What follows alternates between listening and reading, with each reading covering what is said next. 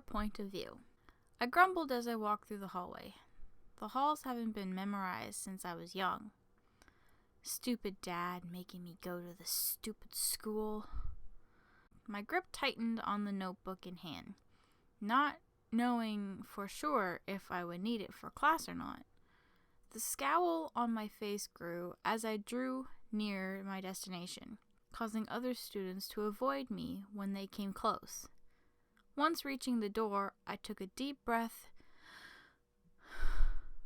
After calming my nerves, I let a small smile settle on my face. I will win this bet with Dad. Then he'd have to continue homeschooling me. Sliding the door open, I noticed many familiar faces from the class lists my dad and uncle had lying around the house, and from the tapes of the entrance exam I got to watch with them. Walking towards the back corner, I took a seat. Looking around, I noticed students in different friend groups conversing, even though it's only been a week since school started. Despite having the same hero course classes, they appeared to still have groups.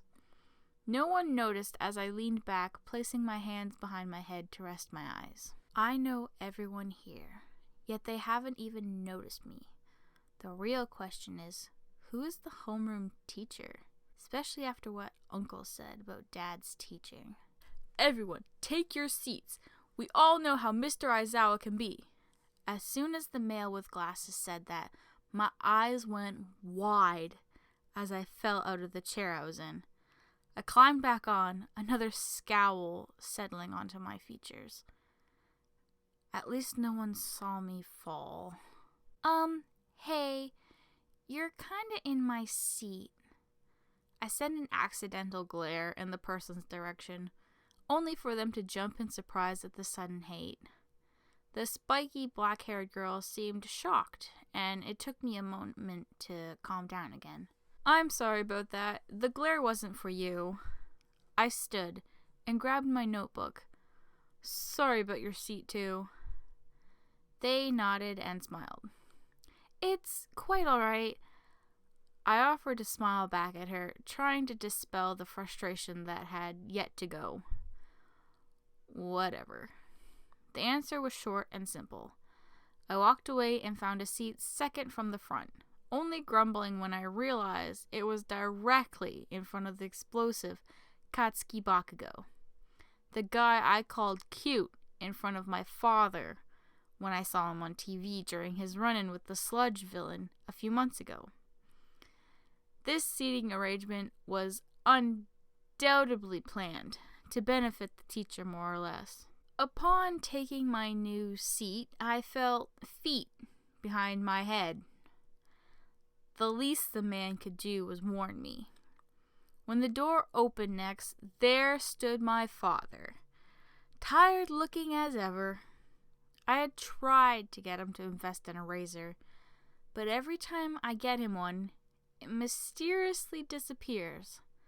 Talk about a racer head. Uncle seems to like it on him anyways. Alright, yesterday we did bookwork. Today we're going to do the real thing. The girl I was talking to's hand shot up, and I visibly cringed when she asked her a question. Aren't you going to introduce the new student? I could feel all eyes land on me, and I tried not to glare at Dad as I sunk in my seat. He knew this would happen. I'm sure she can introduce herself on her own time. Right now is my time, and I hate wasting time. Now go get ready. Time skip. I stared at the costume box, not remembering if I had even registered for one. All the other girls had left the change room, leaving me to ponder what was in the box. I began to conclude that it was the default gym uniform, until I opened the box. The white fabric and gold trim of a zip-up one-piece suit from my sketchbook sat on top. Underneath were black lace foot decals, completing the whole look. When I walked out, I kept to the back, and upon further inspection, I noticed Uncle Toshi was teaching this training class. A smile more mischievous than sweet had welcomed itself on my face. Uncle always allowed me to fully use my quirk. It was more fun that way, yet when I finally listened to what was being said, my smile fell. We were testing how little damage we could do to the city while trying to catch the villains. Uncle decided teams by having us choose lots. When choosing my number from the box, Uncle Toshi noticeably stood farther away. I get that he most likely wanted to act like we didn't know each other, but this was a bit much. As he moved on, I noted the number on my paper. 4, which meant, "Who has number 4? I am your partner for this exercise." Turning towards the male's voice, I held my number between my index and middle finger. "Here." He turned his attention towards me, a look of shock appearing on his features before striding over to me. "Very well, you are my partner. My name is Tenya Ida. I am pleased to make your acquaintance." He held out a hand, his soldier-like armor reminding me of another hero. I took his hand and smiled nervously, knowing all too well what his reaction would be. "Listener Aizawa." Surprise dawned his features before he jumped back a bit. You mean like our homeroom teacher?" he stuttered out, almost losing his grip on his helmet in his arms. "That's right. So now that the introductions are over, let's get to quirks.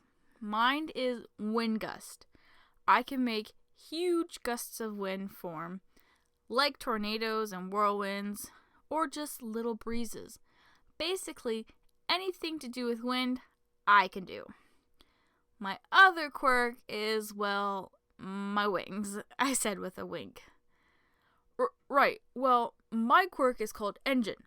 Using the engines in my calves, I can run really fast." As he was explaining his quirk, I took note of his exaggerated hand movements. "Alright, everyone."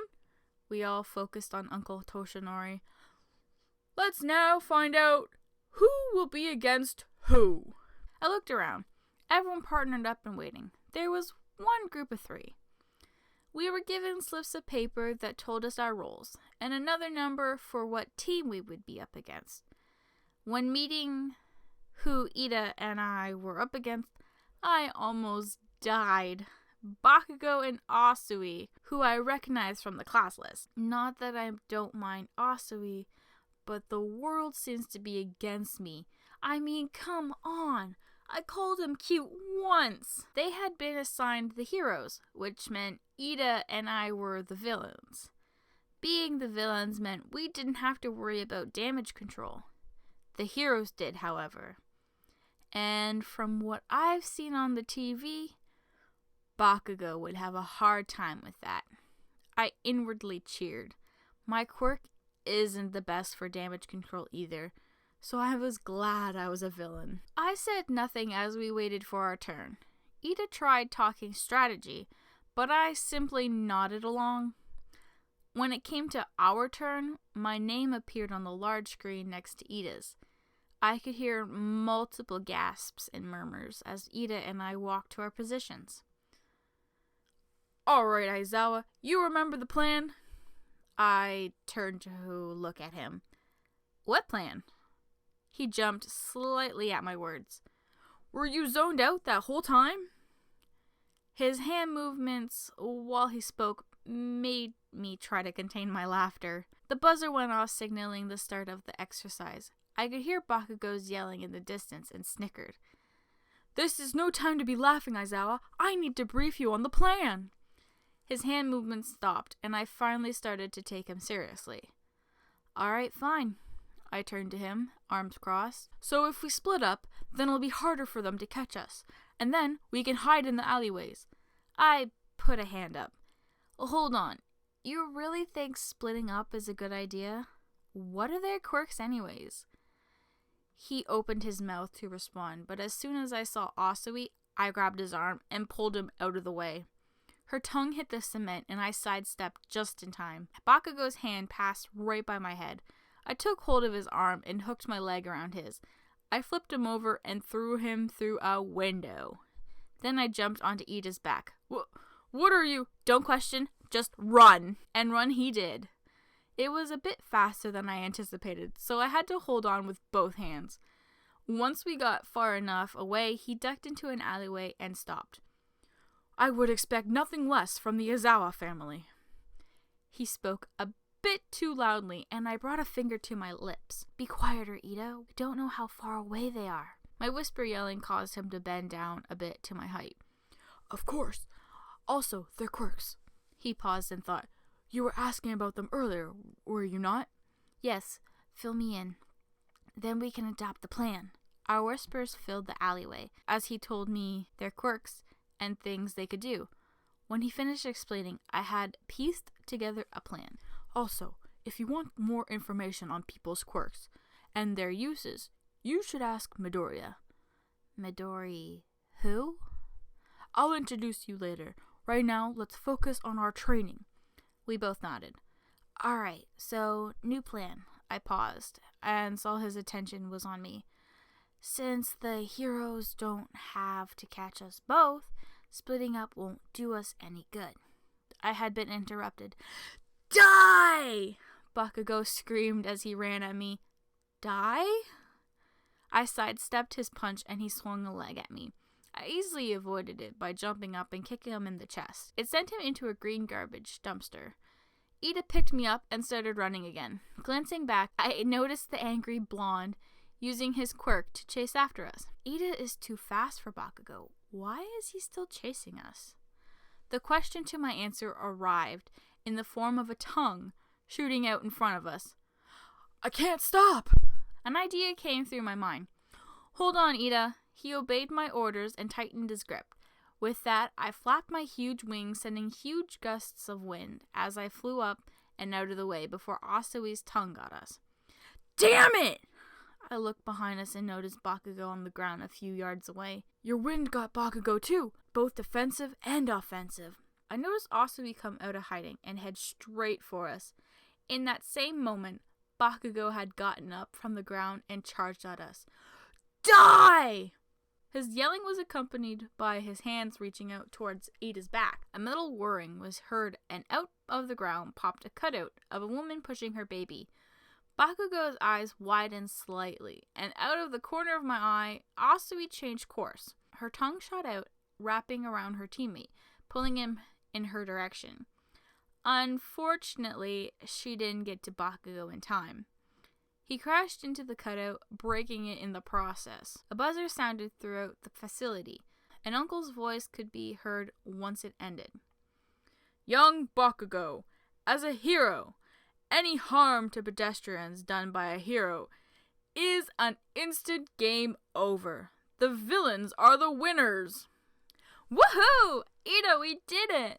I hugged him as he awkwardly stood there in his suit of armor, me still in his arms. I guess so. He placed me down on the ground, and we started walking back to the others. Do we get a prize or something? I heard that happens at school. The goofy smile on my face faltered when feeling a hand on my shoulder. How did you do that? Despite his previous yelling, Bakugo seemed quite calm. Turning to face him, I noticed he was most likely trying to remain calm, and that he was just really angry. Do what? Asui and Ida both stopped to speculate. Win, you damn idiot. It's almost like you predicted every move. Are you psychic or some shit? His volume had raised with each word. Wow, your quirk goes with your personality. Explosive. I paused, smiling at his reaction. Shut up, you damn bird. Don't think I'll let you win again. You hear me? He pushed past me and continued on. No doubt his day would be sour, but this sure was fun. I'm surprised he didn't threaten you. I thought for sure he would. Asui spoke up first and pondered her statement. He threatens people? Some hero. At my own words, Ida joined the conversation, and we all started walking again. Bakugo is a man of his word. So I can promise you he will stop at nothing to beat you in our next combat training class. Those damn arms, Ida. He almost hit me in the face. Yeah, I wouldn't doubt it. You wouldn't believe the things I heard from my dad. I was only joking, but it seemed to catch their attention. Your last name is Aizawa, right? I nodded, and Asui continued.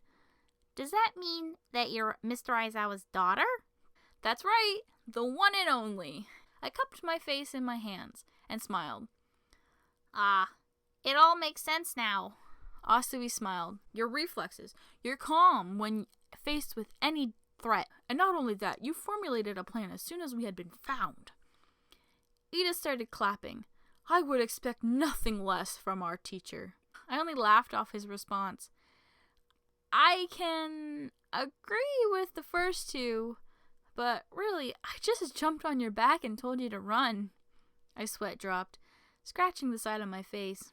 Yes, but you won because of that. Asui put in.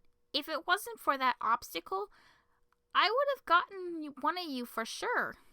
I smiled at the frog girl. I'm sure there will be a next time, Asui. Bakugo doesn't exactly seem like the right partner for anyone, really. I mean, I guess so, but he does work pretty good with Kirishima, Ida explained, his hand movements starting to really freak me out. Oh, okay, he's the one with the red hair like mine, right? I asked, tilting my head to the side. I see my uncles and dad's class lists all the time, so I know some of their names and the faces that go with them, just not their quirks. Yep, that's him, Ribbit, Asui croaked. He seems like too nice of a guy to be friends with someone like Katsuki, I stated, my hands on my chin as I thought. What did you say, shitty hair? Bakugo yelled, his palm sparking. Oh, nothing. Just that you're too mean to have any friends. Even if you are good looking. My eyes went wide when I realized what I had just said out loud. What? Huh? Did she just... Yup. Well, so much for the hot new girl. Shut up, Minetta. I think I should go now. I think I hear my dad calling me. Bye. I quickly ran away, dodging my classmates as I went. I flapped my beautiful pair of brown, tan, and gray wings as I took off into the sky. Eventually, I made it to the rooftop. I landed and curled my wings back into my body. I took one step before I saw another person practicing their quirk. I hid behind one of the pipes and just watched her. She had some type of bubbling quirk, it seemed. Her lavender hair would flare out and rise, as if it was levitating. She had a bubble in the palm of her hand. It was getting bigger with each passing minute. Her eyes were closed, as if she were concentrating. Then, she added another hand. The bubble was almost the size of a basketball. Her eyes shot open, and she made a pushing movement, breaking the huge bubble into hundreds of smaller ones. Her eyes were a sky blue, void of all emotion. I started to back up to leave when I tripped, making a thud echo on the huge roof. The girl snapped out of her trance and looked at me. Her hair fell back down, resting on her back, and her eyes shifted to what I guessed was her natural purple color. Who are you? She shyly asked me, scared.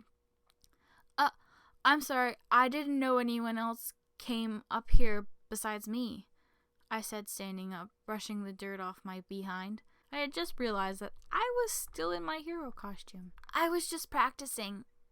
With me being in the general studies class, we don't get to use our powers at all, she explained. Powers? She must not be from Japan. She definitely doesn't look Japanese. But with some quirks, some just don't. Take Gang Orca, for example. He's a fucking whale. Good guy, though. Loves kids. Even if he scares them. Poor guy. Oh, okay. I'm Aizawa listener, by the way. Who are you? I asked, sticking my hand out for her to shake. Sunny. Kohana, Sunny. I think that's how you say your names here, she said, shaking my outstretched hand. You're not from around here, are you? I asked, my eyebrow quirked up in a question. No, she said hesitantly. I just nodded and left it at that. I was still a stranger to her after all. Well, it's lunchtime, and I'm starving. Hopefully I'll see you around, Kohana. Bye-bye. I then unfurled my wings again and flew off for lunch. I was pretty sure Dad had some money for me for food. If not, I'm sure Uncle's got something lying around to eat. Hey guys, Pyro here. I just want to let you guys know that this will be a logbook that I'm writing with a friend. This is only chapter 1. We have up to chapter 5 written out. So I'm hoping you guys really enjoy this. This is kind of new for me, reading off stories that I've written. But yeah, so this is Anything for You. It's a Bakugo X listener, and I really hope you guys enjoy this. Thank you for listening, and don't forget to subscribe. Bye!